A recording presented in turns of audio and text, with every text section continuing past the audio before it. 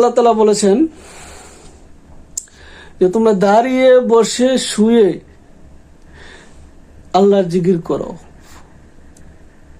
অর্থাৎ নামাজ থেকে যখন ফারেক হও তখন দাঁড়িয়ে বসে শুয়ে আল্লাহর জিকির করো।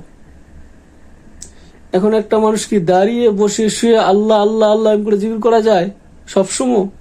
এটা যখন একান্ত নিরিবিলি থাকা যায়, নির্জনে থাকা যায়, তখন এরকম আল্লাহ আল্লাহ শব্দ করা যায় বা লা ইলাহা ইল্লাল্লাহ বলা যায়। কিন্তু শুয়ে বসে সর্ব অবস্থায় এরকম উচ্চ আওয়াজে লেসানে জিকির করা সম্ভব না। আর আল্লাহ কোরআনে এমন কিছু অবতীর্ণ করেন নাই যেটা আমাদের অসম্ভব।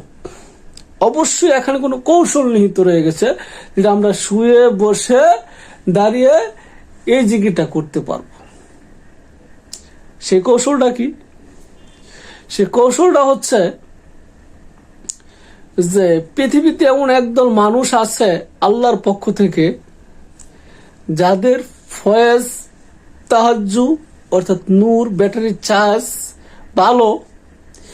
এই ফয়েজটা যখন আপনার অন্তরে ফিট করবে, তাপ দিবে, তখন আপনার অন্তর জাগ্রত হয়ে যাবে, অন্তরের মুখ খুলে যাবে, আত্মার মুখ খুলে যাবে, রুহের মুখ খুলে যাবে। তখন এই রুহানি মুখ দিয়া অর্থাৎ আত্মার মুখ দিয়া